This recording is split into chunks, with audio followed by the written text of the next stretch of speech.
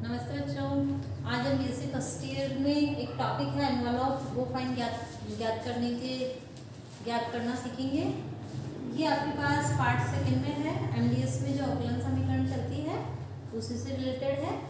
चलिए, सबसे पहले तो एनवलप को ज्ञात करने की विधि में वक्रकुल का इक्वेशन दिया हुआ रहेगा और एक प्राचल दिया हुआ रहेगा और क्वेश्चन में बता रखा होगा कि इस वक्रकुल में प्राचल क्या है। वो टी भी हो सकता है, अल्फा हो सकता है, किसी भी फॉर्म में वो दिया जा सकता है। अब मान लिया कि वो जो अपने पास वक्रकुल का इक्वेशन है वो F of X Y alpha, it means प्राचल है वो अल्फा के फॉर्म में दिया हुआ है। तो इसको अपन एनवलप कैसे ज्ञात करेंगे? देखिए, सबसे पहले जो इक्वेशन दे रखा होगा, जो भी प्राचल दिया हुआ है उसके सापेक्ष अपन को पार्शियली डिफरेंशिएशन करना है। पार्शियली डिफरेंशिएशन तो बच्चों जानते ही होंगे आपके क्या होता है, किस तरह से करते हैं।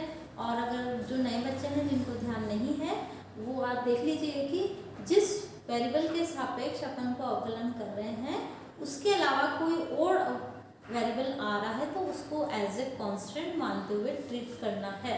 इट मीन्स ऐसा अवकलन जिसके अंदर जो कांस्टेंट वेरिएबल है उनकी संख्या एक से ज़्यादा हो। जो अपने पास इंडिपेंडेंट वेरिएबल है उनकी संख्या एक से ज़्यादा हो तो उनको उस तरह का अवकलन होगा, वो पार्शियली डिफरेंशिएशन के अंतर्गत आता है। चलिए, अब सबसे पहले तो अपन ये देख रहे हैं कि भाई किस तरह से एनवलप फाइंड करना है। तो वक्रकुल का जो इक्वेशन दे रखा होगा और जो भी प्राचल दे रखा है उसके सापेक्ष आंशिक अवकलन करना है।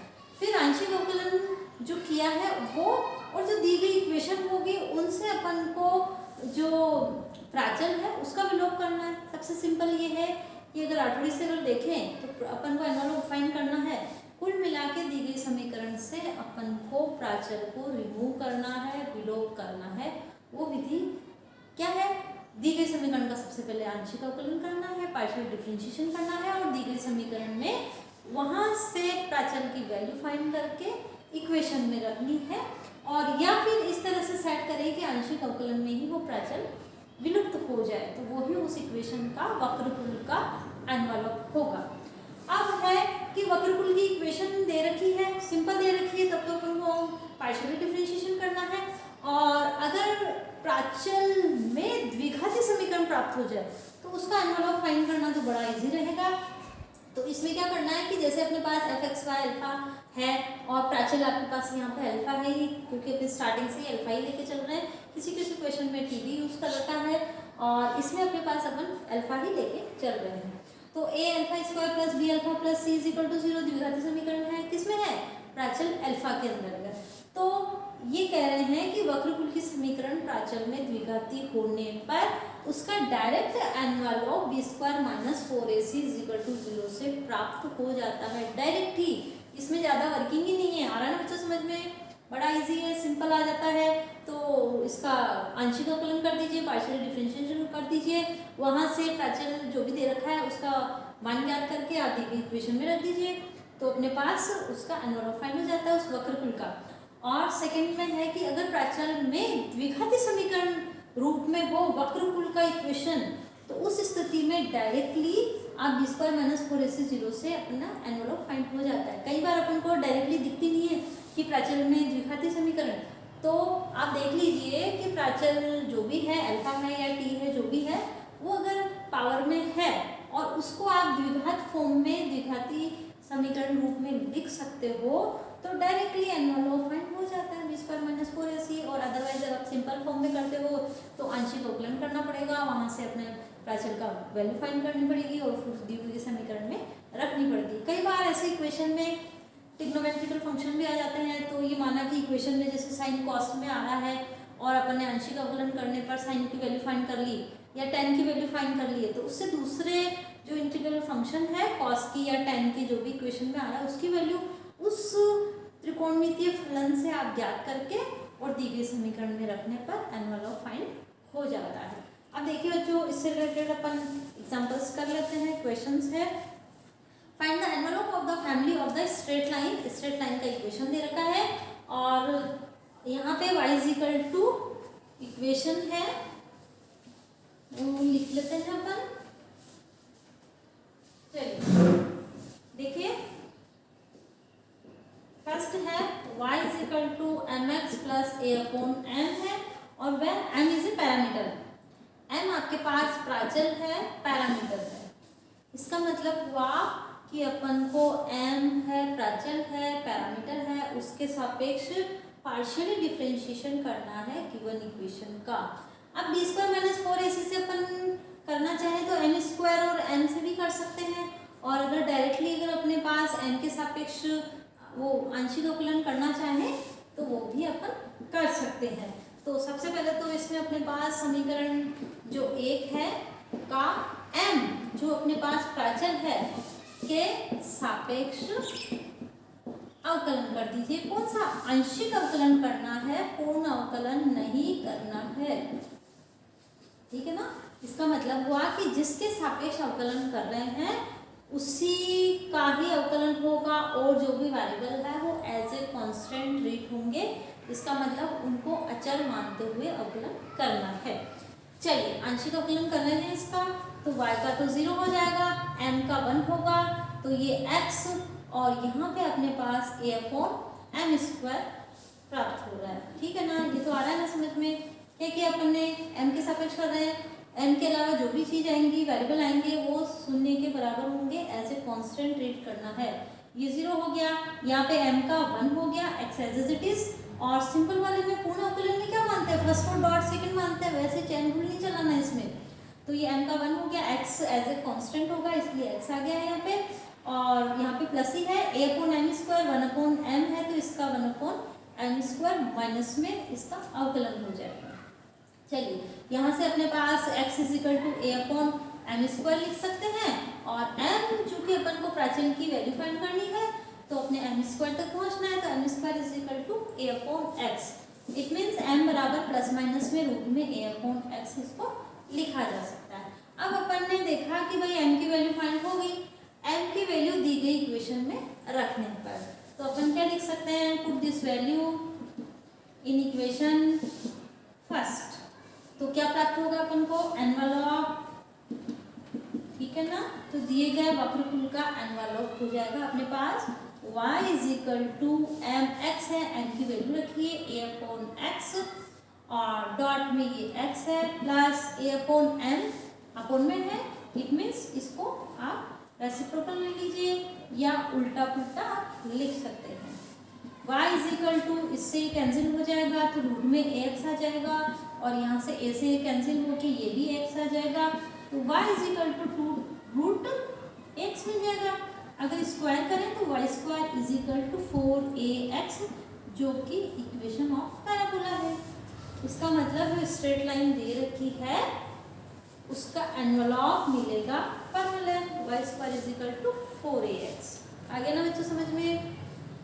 इसका मतलब हुआ कि जो भी डिफरेंशियल इक्वेशन दी हुई रहती है उसमें आप सबसे पहले ये देखिए कि इसका पैरामीटर क्या है, प्राचल क्या है। इस इक्वेशन में अपने पास जो पैरामीटर था वो m था, देख रहे हो ना, m था। m के सापेक्ष अपन को आंशिक अवकलन करना है, पार्शियली डिफरेंशिएशन करना है। इसका डिफरेंशिएशन किया, m की वैल्यू फाइंड की, m की वैल्यू है वापस आप इक्वेशन फर्स्ट में रखेंगे, और इसको सिंपल सॉल्व जो अपने आंसर फॉर्म में लिखने की अपन जो कोशिश करते हैं, ये देखते हैं कि भाई कौन सा इक्वेशन अपन को प्राप्त हो सकता है। इसमें अपने पास ये देख रहे हैं कि y square is equal to 4ax, परवलय ज्ञात हो रहा है, तो अपन ने इसको परवलय के फॉर्म में लिख दिया है, ठीक है। चलिए अगला अपन करते हैं एग्जाम्पल। ये तो समझ में आ गया ना बच्चों, आ रहा है ना। चलिए एनवलप के लिए हम अगला इक्वेशन लेते हैं।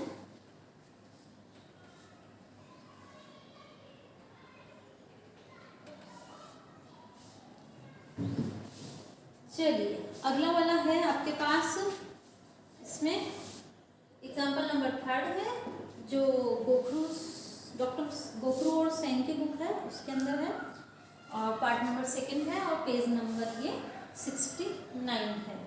चलिए एग्जाम्पल नंबर 3 में दे रखा है ax sec alpha minus by cosec अल्फा is equal to a square minus b square.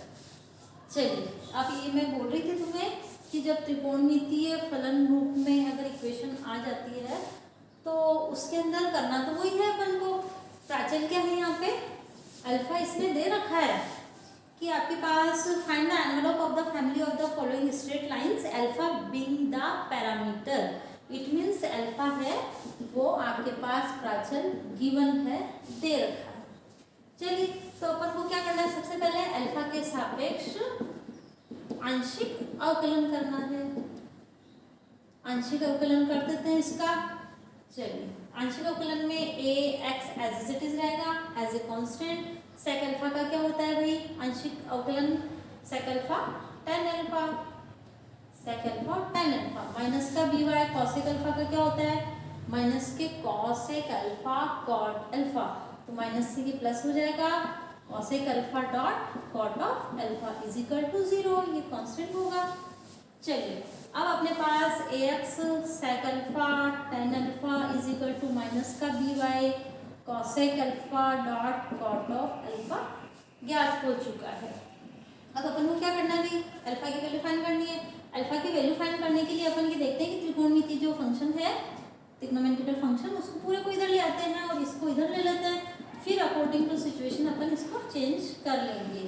और ये माइनस का B Y is equal to cosec alpha cot alpha upon sec alpha dot tan alpha, इसको change कर लेते हैं sine cos में, तो 1 अपॉन साइन अल्फा, कॉट को क्या लिखेंगे cos alpha upon sine alpha. ध्यान है ना, 9 से पढ़ते हुए आ रहा है। सेक अल्फा क्या होगा, 1 अपॉन सेक अल्फा क्या हो जाएगा कॉस अल्फा हो जाएगा, और टेन अल्फा क्या हो जाएगा 1 अपॉन टेन हो जाता है कॉट, कॉट का क्या होगा कॉस बटा साइन। चलिए तो ये अपने पास माइनस का एक्स अपॉन जो बी वाई मिल रहा है वो cos cube alpha upon sine cube alpha find हो रहा है। चलिए अगर अपन को इसको लिखना चाहें तो tan cube alpha is equal to minus का बी वाई अपॉन एक्स लिख सकती हूँ क्या मैं, आप लोग भी लिख सकते हैं। कैसे किया भाई, ये तो अपने पास cos cube upon sine cube तो कॉट क्यूब अल्फा हो गया, माइनस का एक्स अपॉन बी वाई तो आ ही रहा है, इसको आप उल्टा कर दीजिए तो कॉट को क्या हो जाएंगे 1 अपॉन 10 लिख सकते हैं, और 1 अपॉन 10 लिखा तो 10 को अपन ने इधर लिया तो ये अपने पास डी वाई अपॉन एक फाइन हो जाएगा। इसका मतलब यहाँ से tan alpha is equal to minus का बी वाई की पावर 1 अपॉन 3, क्यूब रूट निकल जाएगा इसका 1 अपॉन 3। अब यहाँ देखते हैं कि जो इक्वेशन है गिवन इक्वेशन, जो इक्वेशन नंबर फर्स्ट डाली है और प्राचल में जो इक्वेशन निकालना चाहते हैं वहां से अपन को यहाँ पे मान रखना होता है। तो वो इक्वेशन तो आपके पास tan अल्फा में प्राप्त हुई और दी गई इक्वेशन में अपने पास सेक है। इट मीन्स मान लो कि भाई कॉस में आ रहा है, कॉस में चाहिए एक तो वैल्यू और एक साइन में चाहिए वैल्यू, तो tan अल्फा से साइन और कॉस में अपन को वैल्यूज फाइंड करनी है। साइन अल्फा अपन को पता ही है कि भाई साइन अल्फा क्या होता है, लंब बटा आधा, तो उस हिसाब से पाइथागोरस प्रमेय से अपन को कर्ण ज्ञात कर लेंगे। तो यहाँ से अपने पास साइन अल्फा क्या लिख सकते हैं, आगे देखिए tan अल्फा नेगेटिव है, इट मीन्स साइन और कॉस में से एक वैल्यू माइनस होगी और एक माइनस होने पर दूसरी प्लस होगी, और क्योंकि अपन को ये भी पता है ना भाई tan alpha is equal to sine alpha बटा कॉस ऑफ अल्फा, और tan अल्फा आ रहा है नेगेटिव, इट मीन्स साइन या कॉस में से एक नेगेटिव होगी तो दूसरी पॉजिटिव होगी। तो अगर आपको साइन को नेगेटिव ले लिया तो कॉस अल्फा को अपन को पॉजिटिव लेना पड़ेगा, इसको पॉजिटिव ले लिया तो इसको नेगेटिव ले लेंगे। चलिए वैल्यू तो रखते हैं अपन एल अपॉन के, लंब इसका बी वाई की पावर 1 अपॉन 3, तो बी वाई की पावर 1 अपॉन 3 और रूट में हो जाएगा कर्ण, तो आधार स्क्वायर प्लस लंब स्क्वायर कर देते हैं, तो एक्स की पावर 1 अपॉन 3 का स्क्वायर और ये 2 अपॉन 3 लिख देते हैं डायरेक्ट, और बी वाई की पावर भी 2 अपॉन 3। सेम थिंग यहाँ पे कर दो आधार बेस, तो ये हो गया 1 अपॉन 3, और यहाँ पे जो इसका कर्ण है वो 2 अपॉन 3 और बी वाई की पावर 2 अपॉन 3। ठीक है ना बच्चों। चलिए अब अपने पास जो चाहिए था वो ज्ञात हो चुका है, साइन और कॉस की वैल्यूज आ चुकी है, साइन और कॉस की वैल्यू गिवन इक्वेशन में अपन को पुट करनी है। ठीक है ना। तो सबसे पहले एक बार वापस देख लीजिए, मैं इसको रब कर देती हूँ। अल्फा के सापेक्ष में आंशिक अवकलन करना है, पार्शियली डिफरेंशिएशन करना है। क्योंकि इक्वेशन में दे रखा है भाई अल्फा प्राचल है, पैरामीटर है, तो जो भी पैरामीटर दे रखा है उसी के सापेक्ष पार्शियली डिफरेंशिएशन अपन को करना होता है। चलिए इसके सापेक्ष कर दिया है और इसको अपने पास इनको पृथक्करण करके और tan क्यूब की वैल्यू फाइंड की, tan क्यूब अल्फा से tan अल्फा की वैल्यू फाइंड की। अब अपन ने क्वेश्चन में देखा कि भाई साइन और कॉस चाहिए अपन को, तो यहाँ से वैसे तो चाहिए तो sec और cosec चाहिए, तो साइन और कॉस से अपन sec और cosec में अपन उल्टा कर देंगे, इसको व्युत्क्रम कर लेंगे। तो साइन अल्फा अपने पास लंब बटा कर्ण, ये आधार बटा कर्ण, वैल्यूज आ चुकी है। चलिए अब इसके आगे अपन वैल्यूज रख देते हैं इसमें। चलिए रख देते हैं इसमें वैल्यूज।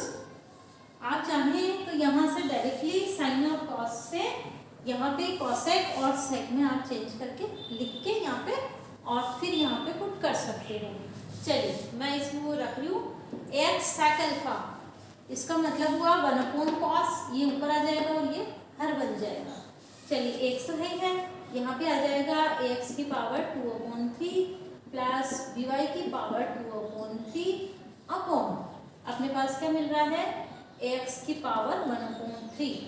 अब देखिए कि मैंने कॉस प्लस में लिया है तो साइन को माइनस लेना पड़ेगा। चलिए ये हो गया है, यहाँ पे माइनस है, b y as it is रहेगा, कॉसेक की वैल्यू रख रहे हैं, चूंकि मैंने इसको पॉजिटिव लिया है तो इसको नेगेटिव से ये पॉजिटिव बन जाएगा। कॉसेक की वैल्यू रख दीजिए, यहाँ पे अपने पास एक्स की पावर 3/2, सॉरी ये 2/3 है और प्लस बी वाई की ऊपर पावर 2/3 है और ये बी वाई की पावर 1/3, इससे हर जो था हर बन जाएगा अंश से। चलिए और इक्वल टू क्या है यहाँ पे a² माइनस b², तो इक्वेशन में दे रखा है। चलिए यहाँ से अपन इसको सॉल्व कर लेते हैं। ये अपने पास x की पावर 1 माइनस 1/3, 3 एकम 3 में से 1 गया तो 2, 2/3 लिख दूँ डायरेक्टली, तो ये 2/3 रूट में ये ऐसे के ऐसे ही आएगा, एज इट इज रहेगा और ये बी वाई की पावर 2/3 प्लस फिर से इसमें भी अपने पास बी वाई की पावर ये अपने पास 2/3 कर देते हैं। चलिए यहाँ पे रूट है x 2/3 प्लस बी वाई की power 2/3 is equal to a² minus b²। ये गिवन इक्वेशन ये चल रही है। चलिए इसमें से ही अपन कॉमन ले लेते हैं, पूरे जो अपने पास ये रूट वाली टर्म है वो दोनों में कॉमन आ रही है, तो कॉमन लिख देते हैं यहाँ पे। तो x की पावर 2/3 प्लस बी वाई की पावर 2/3, तो इधर क्या बचेगा भाई x की पावर 2/3 प्लस बी वाई की power 2/3 is equal to a² minus b²। अब यहाँ पे देखते हैं कि x की पावर 2/3 बी वाई की पावर 2/3 और यहाँ पे भी सेम है लेकिन यहाँ पे रूट आ रहा है, तो इन दोनों में से 2/3 प्लस समान आधार होने पर घातें जुड़ जाती है, तो ये तो 1/2 है, इसका ये 1 है और ये a² minus b² right hand side चल रहा है। चलिए अब इसके बाद में यहाँ पे अपने पास 2 एकम 2 एक 3, 3/2 होगी, तो x की पावर 2/3 प्लस बी वाई की पावर 2/3 है और ये पूरी होल पावर क्या हो गया 3/2 is equal to a² minus b²। इसको उधर लेके चले जाओ, तो x की पावर 2/3 प्लस बी वाई की power 2/3 is equal to a² minus b² की पावर 2/3। तो ये इस वक्रकुल का एनवलप फाइंड हो जाता है, ठीक है ना। तो अपन ने क्या किया, सबसे पहले गिवन इक्वेशन से अल्फा के सापेक्ष आंशिक अवकलन किया, पार्शियली डिफरेंशिएशन किया, उससे पार्शियली डिफरेंशिएशन करके tan की वैल्यू फाइंड हुई, tan से अपन को साइन और कॉस में वैल्यूज फाइंड कर ली, क्योंकि अपने पास यहाँ पे जो इक्वेशन है उसमें sec और cosec वाली फॉर्म में है, तो साइन और कॉस की वैल्यू फाइंड करके इसमें रखी अपन ने, इसको केवल सॉल्व किया है और जो कॉमन लिया, कॉमन लेने के बाद में देखा कि समान आधार है, बेस समान होने पर जो पावर्स है वो ऐड हो जाती है। इसकी तो अपने पास रूट में आ रही है, इसका पावर 1 है, ये अपने पास राइट हैंड साइड सेम चल रहा है। चलिए ये 3/2 हो गया, 3/2 को अपन ने उधर भेज दिया है तो 2/3 में इसका रेसिप्रोकल हो जाता है। कैसे हो जाता है भाई, ये 1 डॉट किया, ठीक है ना, पावर में भी पक्षांतरण होता है, 1 डॉट किया तो उधर भेजेंगे, एक गुणा में है तो भाग में चला जाएगा, इसका मतलब इसका उल्टा हो जाता है, ठीक है ना। इसका क्या, सॉरी इस ये होल पावर थी ना अपने पास, 3/2, तो 1 डॉट किया इसका तो ये 2/3 के अंदर कन्वर्ट हो जाएगा। चलिए ठीक है। और अगला जो टॉपिक था अपना, इसी के अंदर जो सेकंड पार्ट था कि अगर प्राचल जो भी दे रखा है अल्फा में है कि जैसे इसके पहले जो आया था वो टी के अंदर था, उसमें अगर द्विघाती समीकरण में वक्रकुल का इक्वेशन दे रखा होगा तो b² - 4ac के द्वारा डायरेक्टली अपन करते हैं, वो अपन नेक्स्ट लेक्चर में पढ़ेंगे। ओके, अगर कोई डाउट है तो आप कमेंट सेक्शन में जाके कमेंट कर सकते हैं। धन्यवाद।